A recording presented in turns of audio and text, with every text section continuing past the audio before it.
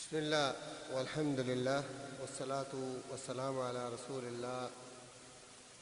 أما بعد فأعوذ بالله السميع العليم من الشيطان الرجيم. بسم الله الرحمن الرحيم. كنتم خير أمة أخرجت للناس تأمرون بالمعروف وتنهون عن المنكر وتؤمنون بالله. انتہائی واجب الاحترام بھائیوں، عزیزوں، دوستوں، زائرین کرام اور ضیوف الرحمن، مجھے آج انتہائی خوشی محسوس ہو رہی ہے کہ آج اس عظیم الشان مسجد میں اللہ تعالیٰ نے مجھے بیٹھنے کا اور آپ بھائیوں کی زیارت کا اور آپ بھائیوں کی ملاقات کا موقع عنایت فرمایا ہے. جو مسجد میقات ہے، مدینہ الرسول صلی اللہ علیہ وآلہ وسلم کے جو سکان ہیں، جو رہائشی ہیں، جب بھی وہ عمرہ کے لیے، حج کے لیے روانہ ہونا چاہتے ہیں تو اسی مسجد سے اور اسی مسجد ذوالحلیفہ سے، جس کو آج کل مسجد بیر علی یا میقات آبار علی کے نام سے موسوم کیا جاتا ہے، اپنے عمرے اور حج کا آغاز کرتے ہیں. اور یہ وہی میقات ہے جس سے آج سے 1400 سال پہلے جناب محمد عربی صلی اللہ علیہ وآلہ وسلم نے احرام باندھا، ابو بکر نے احرام باندھا، عمر اور عثمان نے باندھا، علی رضی اللہ تعالی عنہ نے یہاں سے اپنے حج اور عمرے کی نیت کی ہے. عائشہ اور فاطمہ نے اس عظیم جگہ سے اپنے عمرے کا اور حج کا آغاز کیا ہے. میں اور آپ سب بڑے ہی سعادت مند اور خوش نصیب ہیں کہ اللہ تعالیٰ نے ہمیں اس جگہ اکٹھا ہونے کا موقع دیا اور سعادت بخشی ہے. پیارے بھائیوں، جس شہر میں ہم جمع ہیں، مدینہ الرسول صلی اللہ علیہ وآلہ وسلم، یہ اتنا عظیم شہر ہے جس کے بارے میں نبی مکرم صلی اللہ علیہ وآلہ وسلم کے بے شمار بیان کردہ فضائل ہیں. آپ صلی اللہ علیہ وآلہ وسلم نے فرمایا، المدینۃ خیر لہم لو کانوا یعلمون. مدینہ رہنے کے لیے، انسانوں کے لیے، اللہ کے بندوں کے لیے سب سے عظیم سرزمین ہے، کاش کہ انہیں اس کا پتہ ہو. بلکہ آپ نے فرمایا، المدینۃ کالکیر تنفی الخبث.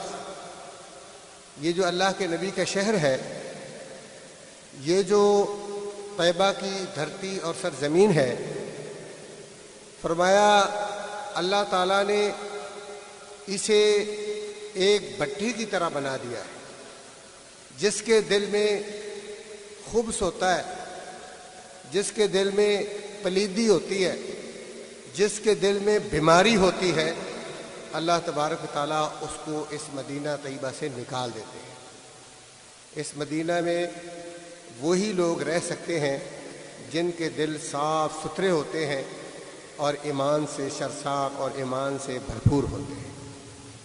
پیارے بھائیوں، ہمیں اس شہر سے اس لیے محبت ہے کہ اس سے جناب محمد رسول اللہ صلی اللہ علیہ وسلم نے پیار کیا ہے. جب آپ صلی اللہ علیہ وآلہ وسلم اس شہر میں نہیں رہتے تھے تو یہ شہر انتہائی موذی بیماریوں کا اور وباؤں کی آماجگاہ تھی. اس شہر میں جو لوگ رہتے تھے بڑے پریشان تھے اور بڑے تنگ تھے، اور کوئی بھی اس شہر میں ان بیماریوں کے خوف سے، ان وباؤں کے ڈر سے آنا پسند نہیں کرتا تھا. لیکن رسول اللہ صلی اللہ علیہ وآلہ وسلم جب تشریف لائے تو اللہ رب العزت سے یہ دعا کی کہ اے اللہ، اس شہر کو، مدینہ طیبہ کو، طابہ اور طیبہ کی سرزمین کو ان تمام وباؤں سے، ان تمام بیماریوں سے پاک صاف کر دے اور اس کی بیماریوں کو یحفا کی سرزمین میں منتقل فرما۔ اور واقع ہی اللہ تبارک تعالیٰ نے اس پاکیزہ سرزمین کو ان تمام بیماریوں سے، وباؤں سے اللہ کے رسول صلی اللہ علیہ وآلہ وسلم کی دعاؤں کی بدولت پاک اور صاف کر دیا۔ اور یہ وہ شہر ہے جو رسول اللہ صلی اللہ علیہ وآلہ وسلم کی آمد کی وجہ سے ایسا بابرکت ہوا کہ آج جو بھی مسلمان، جو سچا اور پکا مومن ہے، جب اس دھرتی پہ قدم رکھتا ہے، جب اس کا دیدار، اس کی زیارت اس کو نصیب ہوتی ہے، پھر اس کا دل اس شہر کو چھوڑنے کو نہیں چاہتا۔ وہ اپنی ہر چیز کو بھلا بیٹھتا ہے، اپنے وطن بھول جاتا ہے، اپنے گھر بار، کاروبار اور بچے بھول جاتا ہے۔ بلکہ پیارے بھائیوں، اللہ کے مہمانوں، کتنے ہی ایسے لوگ آئے، بڑے بڑے کاروباری، تاجر، جب یہاں سے واپس گئے تو اپنے ملک میں پہنچنے کے بعد انہوں نے ہمارے ساتھ رابطہ کیا، میسج کیے اور اپنا شعور بیان کیا کہ ابھی تک ہم واپس آ چکے ہیں اور اپنے کاروبار اور بزنس کو ٹیسٹ کرنے کو ہمارا دل نہیں چاہتا۔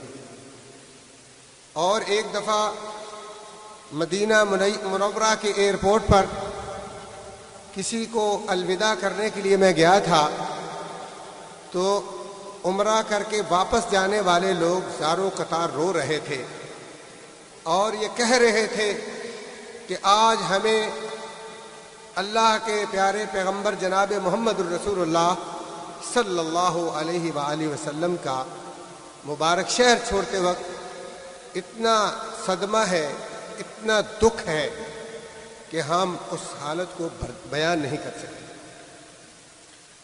تو یہ وہ شہر ہے کہ جس کے بارے میں رسول اللہ صلی اللہ علیہ وآلہ وسلم نے دعا فرمائی تھی کہ اے اللہ، مکہ مکرمہ کے لیے تیرے خلیل نے دعائیں کی، ابراہیم علیہ السلام نے خیر و برکت کی دعائیں کی ہیں، میں اس مدینہ کے لیے تیرے در پہ یہ سوال کرتا ہوں کہ اس کے اناج کے غلوں کے جو پیمانے ہیں، مکہ سے ڈبل برکت جو ہے اس میں پیدا فرما۔ اور بلکہ فرمایا، اے اللہ، میرے دل میں اور میرے ساتھیوں کے دل میں اس شہر کی محبت مکہ کی بنسبت ڈبل جو ہے وہ پیدا فرما دے۔ اور یہ آج ہم رسول اللہ صلی اللہ علیہ وسلم کی دعاؤں کی تاثیر کو، آپ صلی اللہ علیہ وآلہ وسلم کی دعاؤں کی قبولیت کو محسوس کر رہے ہیں۔ پیارے بھائیوں، یہ وہی مدینہ شہر ہے جس شہر کے بارے میں رسول اللہ صلی اللہ علیہ وآلہ وسلم نے فرمایا ہے کہ جو شخص من استطاع ان یموت فی المدینہ فلیفعل، جو آدمی مرتے دم تک مدینہ کی سرزمین پر رہنے کی صلاحیت اور قوت اور استطاعت رکھتا ہے، اسے یہ کر لینا چاہیے۔ بلکہ ایک روایت میں آپ صلی اللہ علیہ وآلہ وسلم نے یہاں بھی فرمایا کہ جو میرے اس پاکیزہ شہر میں، اس مبارک سرزمین پہ جس کو اللہ تعالیٰ موت نصیب کر دیتا ہے اور یہاں اس کو دفن اور اس کو کفن نصیب ہوتا ہے، یہاں کا اس کو مدفن نصیب ہوتا ہے، محمد الرسول اللہ صلی اللہ علیہ وسلم اس کا گواہ اور اس کا شفیع ہو۔ یہی وجہ تھی کہ حضرت عمر فاروق رضی اللہ تعالی عنہ جو خلیفہ راشد ہیں، اللہ تعالیٰ نے جن کو اتنا بڑا عظیم مقام عطا فرمایا ہے کہ سرور کونین جناب محمد مصطفیٰ صلی اللہ علیہ وآلہ وسلم فرماتے ہیں، لو کان بعد نبی لکان عمر، اگر میرے بعد کسی کو اللہ تعالیٰ نے نبی بنانا ہوتا تو اس قابل اور اس لائق ہے کہ اللہ تعالیٰ عمر کو نبی اور پیغمبر بنا۔ وہ عمر جس گلی اور بازار ہوتے ہیں، انسانیت کا دشمن، اسلام کا دشمن، اس گلی کو چھوڑ کر شیطان بھاگ جاتا ہے، عمر کا اتنا خوف ہے۔ وہ عمر اتنی بابرکت ہستی بھی کہتے ہیں، اللہم مرزقنی شہادتا فی سبیلک واجعل موتی فی بلد رسول، اے اللہ میری 2 خواہشیں ہیں وہ پوری فرما دے۔ عمر اتنے شجاع، اتنے بہادر صحابی کہتے ہیں اللہ میری 2 خواہشیں اور میری تمنائیں ہیں وہ پوری فرما دے۔ ایک میری موت تیرے راستے میں اعلاء کلمت اللہ کے لیے شہادت کی موت ہو، اور دوسری بات یہ ہے کہ موت ہو تو محمد الرسول اللہ صلی اللہ علیہ وسلم کی اس پاکیزہ اور مقدس شہر میں۔ یہ وہ شہر ہے پیارے بھائیوں جس کے لیے جینے کا بھی سوال کیا اور جس میں مرنے کی بھی خواہش کی ہمارے اسلاف نے، ہمارے اکابر۔ آپ بڑے خوش نصیب ہیں، بڑے سعادت مند ہیں کہ اللہ رب العزت نے آپ کو اور مجھے اس پیاری دھرتی پر، اس پیارے شہر میں یہاں عبادتیں کرنے کا، یہاں مزدوری کرنے کا، یہاں زیارت کرنے کا ہمیں موقع عطا فرمایا ہے۔ ہم اللہ کا اس پر جتنا زیادہ شکر کریں اتنا ہی تھوڑا ہے۔ پیارے بھائیوں، اس کے ساتھ ساتھ یہ بھی یاد رکھنا صلی اللہ علیہ وسلم نے یہاں رہنے اور سہنے کے آداب ذکر کیے ہیں۔ وہاں ایک بھی بات فرمائی ہے کہ یہاں رہتے ہوئے تکلیف بھی آ سکتی ہے، پریشانی بھی آ سکتی ہے۔ ان تکلیفوں پر، ان پریشانیوں پر، ان مشقتوں پر بھی صبر کرنا ہو۔ اصل مقصود یہ ہے کہ انسان یہاں رہتے ہوئے رسول اللہ صلی اللہ علیہ وآلہ وسلم کے کردار کو سیکھے، آپ صلی اللہ علیہ وآلہ وسلم کی سیرت طیبہ سے سبق حاصل کرے۔ اس لیے کہ اگر کوئی شخص اس دروں اور دیوار کی تعریف کرتا ہے اور اس کی محبت کا گرویدہ ہوتا ہے، لیکن جو اس کے مکین تھے اور جن کی یہاں آرام گاہ ہے، جن کا مدفن شریف اس سرزمین پر ہے، جن کی دعوت اسی سرزمین سے اٹھی، پوری دنیا میں پھیلی، جس سرزمین کے بارے میں اللہ صلی اللہ علیہ وسلم نے فرمایا تھا جب پوری سرزمین، پوری دنیا سے ایمان ختم ہو جائے گا، لوگ بے ایمان ہو جائیں گے، تب بھی یہ سرزمین ایمان کی آماجگاہ ہوگی، ایمان سے معمور ہوگی۔ یہاں سے اللہ ایمان کو ختم نہیں ہونے دے گا، بلکہ پوری دنیا کا ایمان اس طرح سکڑ کر مدینہ کی سرزمین پہ جمع ہو جائے گا۔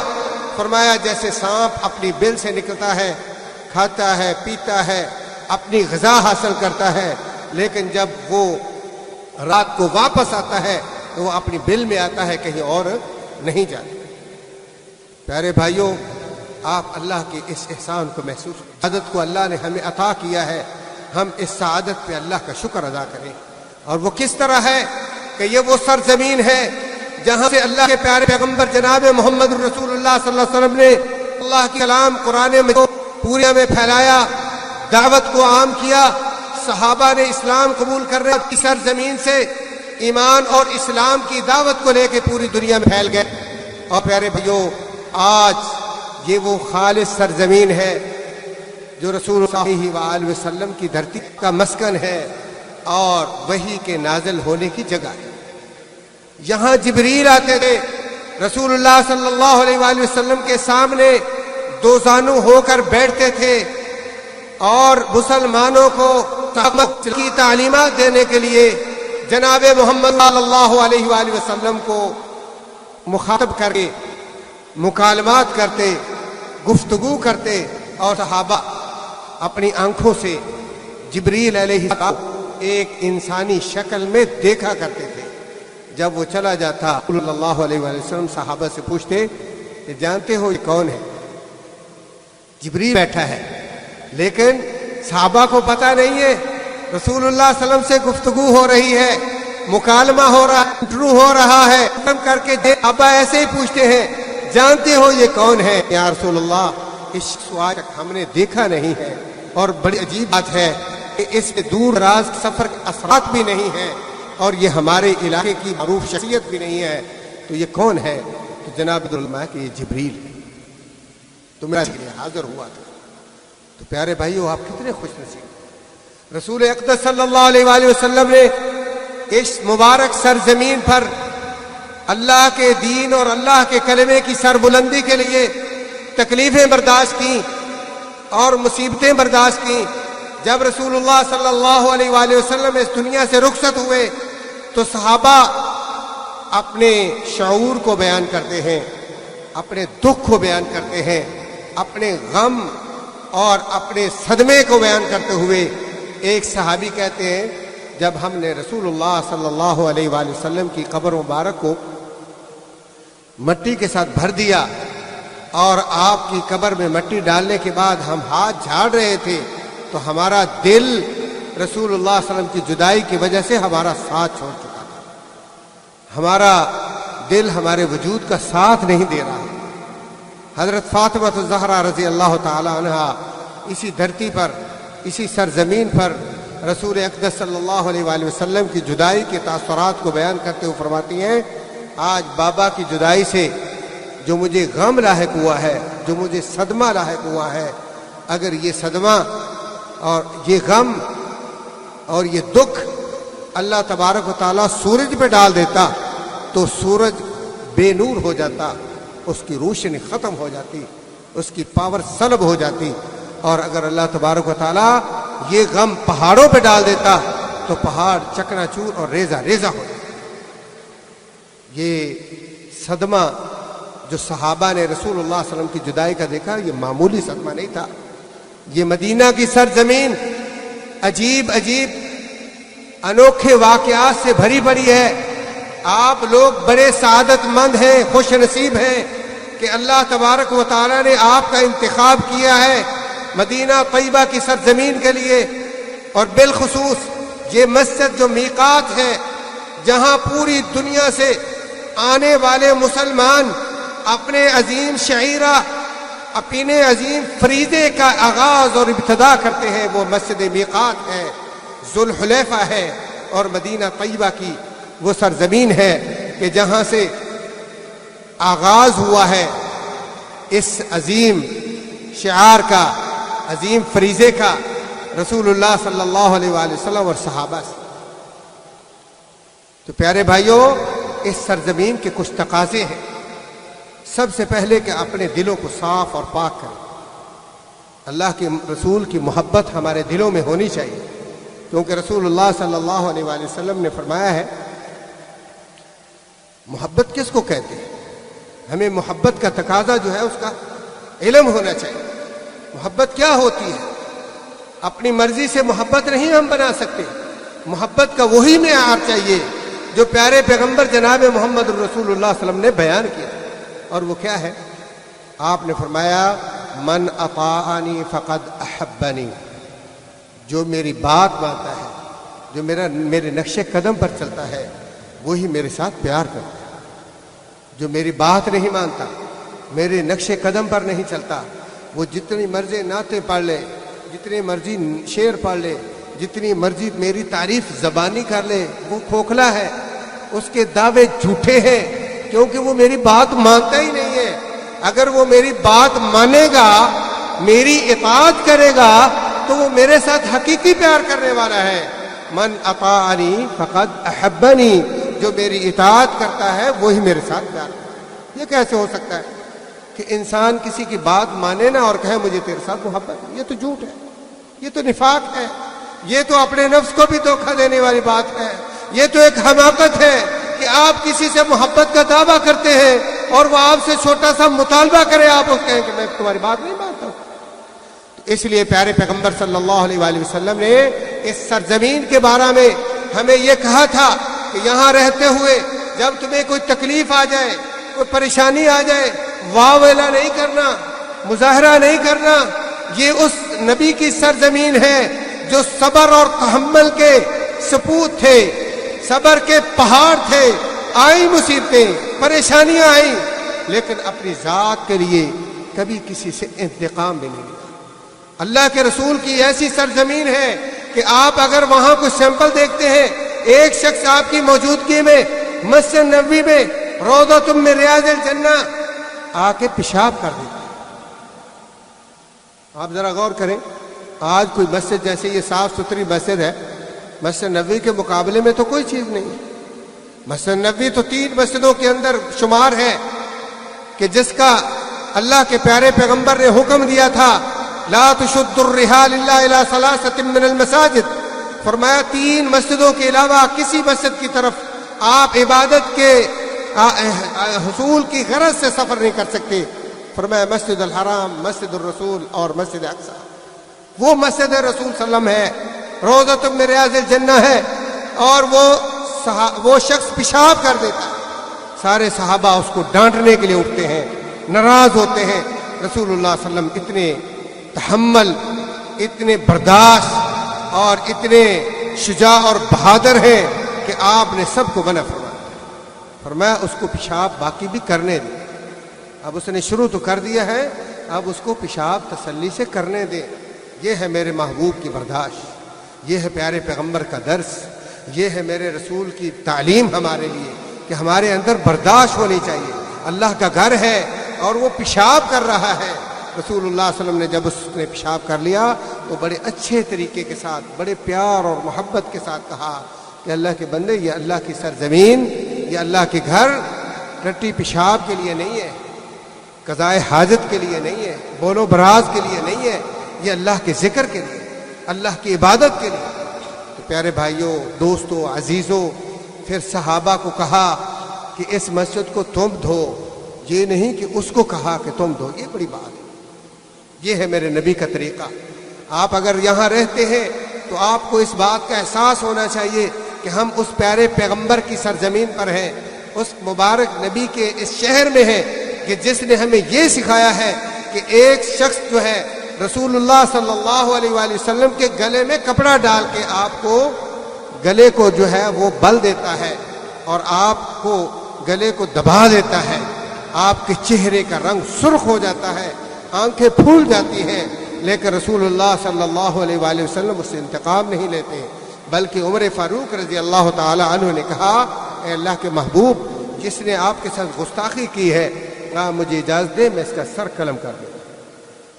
آپ نے فرمایا نہیں عمر، اس کو بھی سمجھاؤ کہ یہ مانگنے کا، مطالبے کا طریقہ مناسب نہیں ہے، اور مجھے بھی کہو کہ آپ اگر اس کا کچھ حق دینا ہے تو اس کو ادا کریں. یہ ہے پیارے پیغمبر صلی اللہ علیہ وسلم کی برداشت، یہ ہے آپ صلی اللہ علیہ وسلم کا صبر.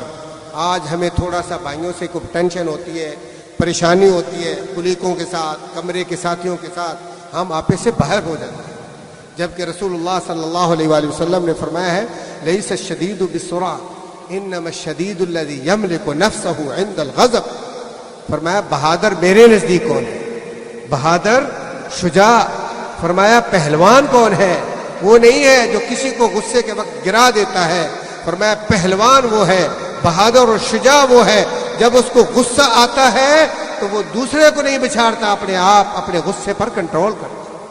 ایک صحابی رسول صلی اللہ علیہ وآلہ وسلم اللہ کے پیارے پیغمبر کے پاس اسی مدینے میں تشریف لاتے ہیں اور آ کر کہتے ہیں اللہ کے رسول صلی اللہ علیہ وسلم مجھے کوئی ایسا عمل بتائیں جس عمل کے کرنے سے مجھے اللہ جنت عطا فرما دے. کیا عطا فرما دے؟ جنت. تو پتہ ہے آپ نے کیا فرمایا تھا؟ آپ نے فرمایا لا تغضب، غصے نہیں ہونا. کیا فرمایا؟ لا تغضب، غصے نہیں ہونا. وہ صحابی سمجھے کہ شاید رسول اللہ صلی اللہ علیہ وآلہ وسلم نے جو میرا بہت بڑا مطالبہ تھا، بڑا عظیم میرا سوال تھا، وہ سمجھا ہی نہیں. پھر انہوں نے دوبارہ اپنا سوال دہرایا کہ یا رسول اللہ صلی اللہ علیہ وسلم میرا مطلب یہ ہے، میرا مقصد یہ ہے کہ آپ مجھے کوئی ایسا بہت بڑا عمل بتائیں کہ جس کے کرنے سے مجھے اللہ جنت دے دے. تو آپ نے پھر کیا جواب دیا؟ لا تغضب، غصے نہیں ہونا. کیا فرمایا بھائی صاحب؟ لا تغضب، غصے نہیں ہونا.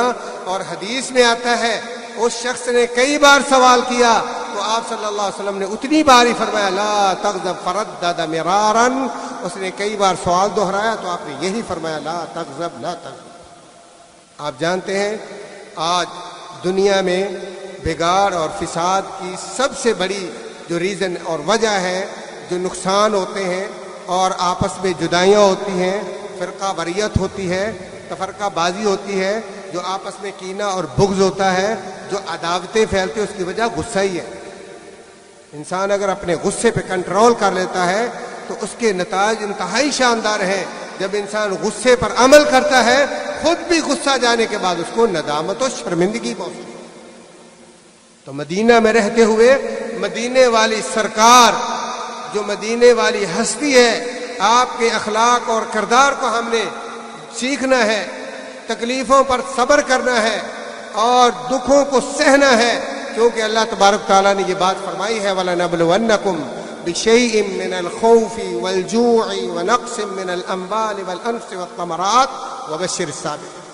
فرمایا یہ تو ہوگا، تکلیفیں آئیں گی، پریشانیاں آئیں گی، کبھی مال میں بیماریاں، کبھی انسانوں میں بیماریاں، کبھی جناب گھاٹے، کبھی خسارے، کبھی تکلیفیں، یہ آنی ہے، یہ ضرور آئے گی۔ فرمایا جو صبر کرے گا بشارت خوشخبری اس کو ہے۔ بشارت بھی کیا ہے؟ فرمایا ان اللہ مع الصابرین، جب ان تکلیفوں سے گزر جائے گا صبر کے ساتھ تو فرمایا اس کو اتنا بڑا فائدہ ہوگا، اتنا بڑا اللہ تعالیٰ اس کو یعنی یہ اعزاز دے گا کہ اللہ فرماتے پھر اور نہیں، میں اس کے ساتھ۔ اللہ کیا فرماتے ہیں؟ جس نے برداشت کی اور صبر کیا میں اس کے، اس سے بڑا کیا ہوگا؟ اس کے تو سارے معاملات ہی حل ہو گئے، دنیا کے بھی اور آخرت کے بھی۔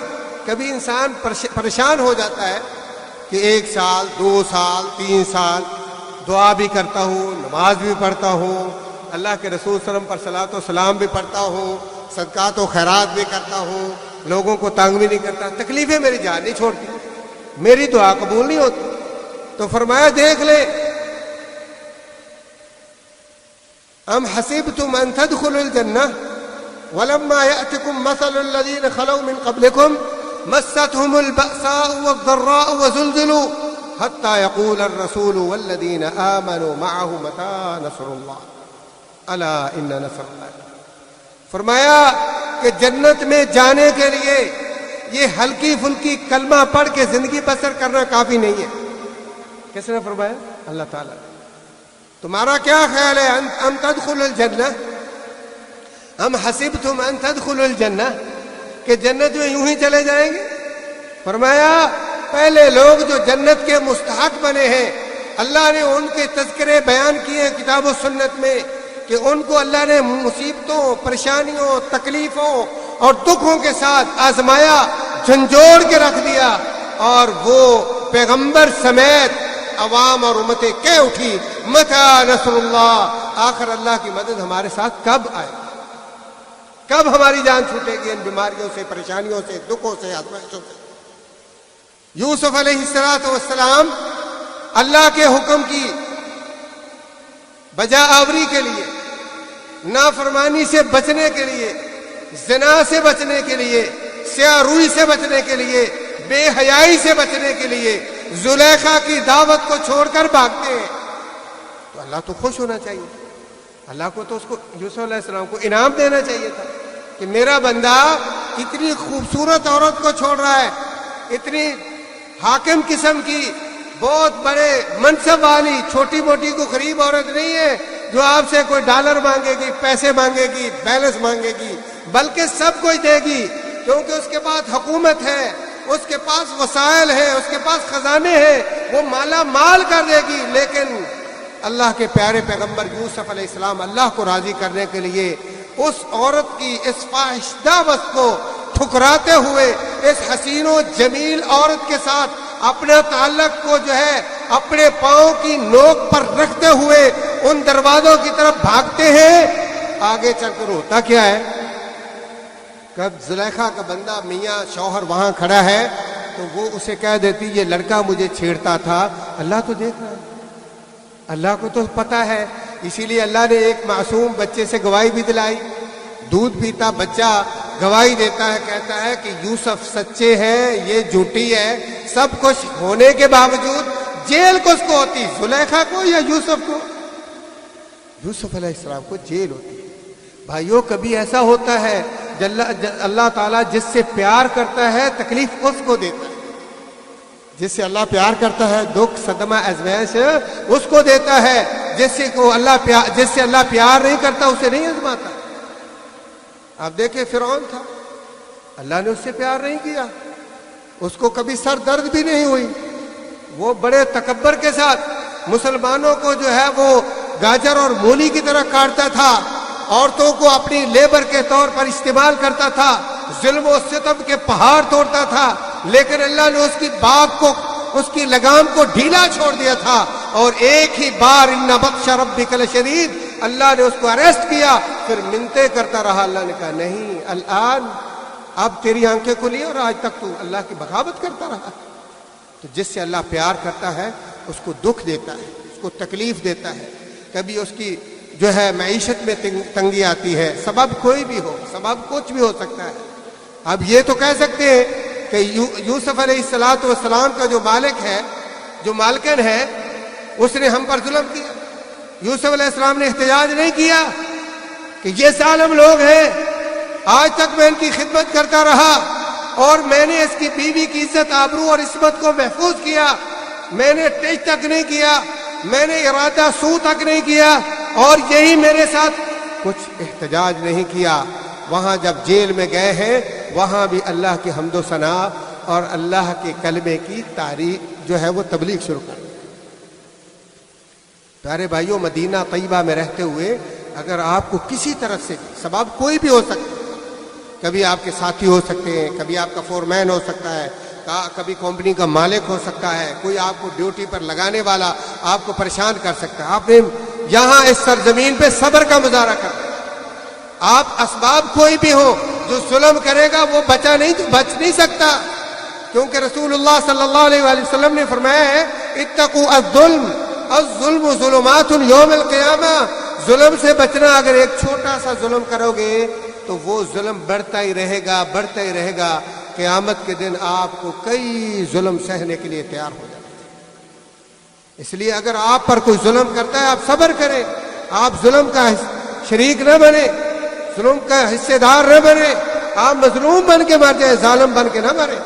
اس لیے کہ یہ کتنی زندگی ہے، 60 سے 70 سال، اس سے 15 سال ہماری پہلے گزر جاتی جب ہماری مرضی نہیں چلتی، اور آخر میں 10-15 سال وہ بھی ہماری مرضی نہیں ہوتی، لاچار ہو جاتے، مجبور ہو جاتے، کھانا اپنی مرضی سے نہیں کھا سکتے۔ اتنی ڈاکٹروں نے لسٹ دے دی، پابندیاں لگا دی ہیں، ٹٹی پیشاب کے لیے نالیاں لگی ہوئی ہوتی ہیں، اٹھا کے بیچارے پیشاب کرواتے ہیں، کبھی بسترے میں پخانہ نکل جاتا ہے، وضو ٹوٹ جاتا ہے، غسل خراب ہو جاتا ہے۔ تو آج آ کے درمیان کی 30 سال زندگی اس نے ہمیں اتنا پریشان کیا، مار دھاڑ اور حرام حلال کی تمیز کے بغیر ہم چل رہے ہیں۔ تو خاص کر کے مدینہ کی سرزمین پر اگر یہاں اجر زیادہ ہے، ثواب زیادہ ہے، سعادت مندی کا یہ باعث ہے اگر ہم یہاں رہتے ہوئے صبر کا مظاہرہ نہیں کرتے، ظلم اور ستم کریں گے، زیادتی کریں گے، نفاق کریں گے، منافقت کریں گے، اللہ کے رسول صلی اللہ علیہ وسلم کی مخالفت کریں گے، سنت کے خلاف بدعات کو رواج دیں گے، یا بدعتوں سے محبت کریں گے، یا جو علماء ہیں، فضلاء ہیں، ائمہ ہیں، ان کے خلاف پراپوگنڈا کریں گے۔ اور یاد رکھیں کہ مدینہ کے لوگ جیسے بھی ہوں، رسول اللہ صلی اللہ علیہ وسلم نے فرمایا کہ ان کے ساتھ آپ ان کو پریشان نہ کریں، بلکہ ایک حدیث میں آتا ہے جو مدینہ والوں کو ڈراتا ہے، اللہ تعالیٰ اس کے دل میں ہمیشہ کا خوف پیوست کر دیتا ہے۔ جو مدینے والوں کو دھوکہ دیتا ہے، اللہ تبارک و تعالیٰ اس کو ایسے پگھلا کے رکھ دیتے ہیں جیسے نمک پانی کے اندر پگھل جاتا ہے۔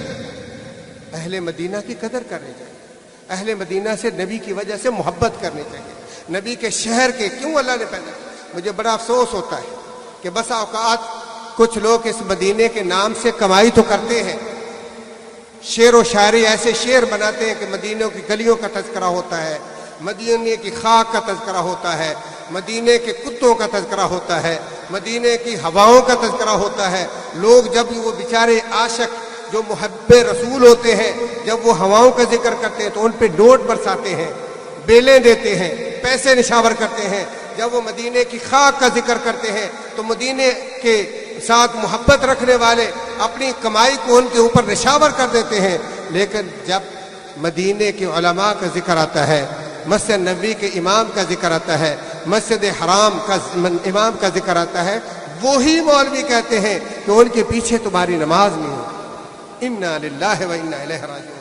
انہی علماء کے بارے میں، اس مدینے کے پلنے والے مدینے کی درس گاہوں میں، مدینے کی یونیورسٹیوں میں تعلیم حاصل کرنے والے، قرآن کے حافظ اور قاری بننے والے، محمد الرسول اللہ صلی اللہ علیہ وسلم کی احادیث کو سینے میں سمانے والے، ان اماموں کے بارے میں کہتے ہیں کہ تمہاری نماز ان کے پیچھے نہیں ہوتی، وہ گستاخ رسول۔ انا للہ و انا الیہ راجعون۔ کیسے ہو سکتا ہے؟ کیسے ہو سکتا ہے جو ہمیں رسول اللہ صلی اللہ علیہ وسلم کے آداب سکھائیں اور ہمیں وہاں اونچا بولنے نہ دیں، اللہ کے رسول کی مخالفت نہ کرنے دیں، رسول اللہ صلی اللہ علیہ وسلم کی سنت کے خلاف آواز تک نہ اٹھانے دیں، وہ خود گستاخ ہو سکتے ہیں؟ گستاخی اس کو نہیں کہتے، گستاخی یہ ہے جیسے میں نے شروع میں کہا کہ ہم اللہ کے محبوب جناب محمد الرسول اللہ صلی اللہ علیہ وسلم کی بات نہ کریں۔ اللہ تبارک تعالیٰ قرآن مجید میں اسی لیے فرماتے ہیں قُلْ إِن كُنتُمْ تُحِبُّونَ اللَّهَ فَاتَّبِعُونِي يُحْبِبْكُمُ اللَّهُ وَيَغْفِرْ لَكُمْ ذُنُوبَكُمْ وَاللَّهُ غَفُورٌ رَحِيمٌ۔ فرمایا اگر تم یہ کہتے ہو ہمیں اللہ سے پیار ہے، اگر تم یہ کہتے ہو ہمیں اللہ سے کیا ہے؟ محبت ہے، تو فرمایا میرے محبوب پیغمبر قُلْ إِن كُنتُمْ تُحِبُّونَ اللَّهَ فَاتَّبِعُونِي، فرمایا تم ان کو کہہ دو کہ تم میرے تابع دار بن جاؤ، یحببکم اللہ، پہلے تم کہتے رہے ہم اللہ سے محبت کرتے ہیں، اگر تم میرے سچے تابع دار بن جاؤ گے اللہ کہے گا مجھے تم سے محبت۔ یہ ہے معیار محبت کا، یہ ہے معیار محبت کا۔ تو پیارے بھائیوں، یہاں رہتے ہوئے جہاں ہم جسمانی طور پر، حصی طور پر، جہاں کسی قسم کی کوئی ایسی حرکت نہیں کرنی جو رسول اللہ صلی اللہ علیہ وسلم کے شہر کے آداب کے خلاف ہو، جو اللہ کے رسول صلی اللہ علیہ وسلم شہر کے تقاضے کے خلاف ہو، وہاں مانوی طور پر بھی ہم اس شہر کی مخالفت نہیں کریں، یہاں ہم سنت خالص سیکھ کے جائیں۔ آپ اللہ کا شکر کریں کہ میرا اور آپ کا دین اس دنیا میں نہیں ہے، ہمارا دین آیا ہے آسمانوں سے۔ اللہ تعالیٰ کیا فرماتے ہیں؟ تنزیل من رب العالمین، جزاک اللہ خیر۔ کیا فرمایا؟ تنزیل من رب العالمین، میرا اور آپ کا مذہب، میرا اور آپ کا دین، میری اور آپ کی شریعت آسمانوں سے، عرشوں سے نازل ہوئی ہے، ایک حرف بھی دنیا کا اس میں شامل نہیں، ایک حرف بھی دنیا میں شامل نہیں ہے۔ اگر کوئی یہاں جکاڑ لگاتا ہے اس دین میں، اپنے پیکج جو ہے محمد الرسول اللہ صلی اللہ علیہ وسلم کے دین میں ایجاد کرنے کی کوشش کرتا ہے، تو ہم اس کو قبول نہیں کریں گے۔ کیوں؟ کیونکہ رسول اللہ صلی اللہ علیہ وآلہ وسلم نے مجھے اور آپ کو، جو آپ صلی اللہ علیہ وسلم کے ہم امتی ہیں، ہمیں اپنے باغ کا پہرے دار بنا۔ ایک باغ ہوتا ہے، اس کا مالی ہوتا ہے نا، ہم محمد الرسول اللہ صلی اللہ علیہ وسلم کے اس باغ کے جس میں آپ کے پیارے پیارے پھول ہیں شریعت کے، ہم اس کے مالی ہیں۔ اور ہمیں اللہ کے رسول صلی اللہ علیہ وسلم نے فرمایا ہے من احدث فی امرنا ھذا ما لیس منہ فہو رد، فرمایا اے مالیوں، اے میرے دین کے پہرے داروں، میری امت کے لوگوں سن لو، جب میرے دین میں کوئی ایک شخص پودا لگائے، آپ چیک کر لینا کہ محمد کے دین کا پھول ہے، نبی کے ہاتھ کا لگایا ہوا پودا ہے تو برداشت کرنا، اس کو پانی دینا، اور اگر کوئی اور لگائے تو اس کو اکھاڑ کے پھینک دینا۔ میرے باغ کے ساتھ، میرے پودوں کے ساتھ، دنیا کے لگائے گئے پودوں کی آپ جاری نہیں کرنا، میرے ساتھ مخلص رہنا، میرا ساتھ دینا، میرے ساتھ بے وفائی نہ کرنا۔ اور ایک حدیث میں فرمایا من عمل عملا لیس علیہ امرنا فہو رد، کوئی بھی کام کر چیک کر لینا، میرے باغ کا لگائے ہوئے جو پودے ہیں ان میں سے ہے میرے دست اقدس سے، میرے مبارک ہاتھ سے لگایا ہوا ہے، تو اس کو پانی دینا، اس کی فیور کرنا، اس کی حفاظت کرنا، اس پر عمل کرنا۔ اور اگر وہ عمل میری سنت سے ثابت نہ ہو، میرے پیارے طریقے سے ثابت نہ ہو، فہو رد، اس کو نکال کر ریجیکٹ کر دینا۔ تو یہ ہے مانوی رسول اللہ صلی اللہ علیہ وسلم کے مدینے کے ساتھ محبت۔ اور ایک حدیث سنا کے اپنی بات کو ختم کرتا ہوں۔ اللہ کے رسول صلی اللہ علیہ وسلم نے فرمایا یہ میرا شہر ہے، یہ میری سرزمین ہے، من احدث فیہ، جس نے اس میں کسی بدعت کا یا من مرضی کا جو ہے آغاز کیا، اپنی طرف سے کوئی چیز دین میں لگائی، او آوا محدثن، یا جس نے حدیث کی خلاف ورزی پر عمل کیا اور اس کو اس نے اپنا مہمان بنایا، بدعتی کو، اللہ کے نبی صلی اللہ علیہ وسلم کے سنت کے مخالف اور خلاف ورزی کرنے والے کو اپنے گھر میں مہمان بنایا، کھانا کھلایا، فعلیہ لعنت اللہ، والملائکۃ والناس اجمعین. فرمایا یہ چھوٹا جرم نہیں ہے. میرے شہر میں جس نے یہ جسارت کی، میری سنت کی خلاف ورزی کی اور من مرضی داخل کی اور بدعات کو ایجاد کیا، رواج دیا، یا بدعات کو رواج دینے والے کو اپنے گھر کا مہمان بنایا، فرمایا اس پہ اللہ کی لعنت ہے، فرشتوں کی لعنت ہے، اور جتنی بھی کائنات میں کوئی لعنت ڈالے گا اس کا وہ حقدار. پیارے بھائیوں، اللہ کے نبی جناب محمد الرسول اللہ صلی اللہ علیہ وسلم کا یہ شہر ہے. یہاں اللہ کے نبی صلی اللہ علیہ وسلم کی سنت کو رواج دینا ہے. اللہ کے نبی کی سنت کو سیکھیں.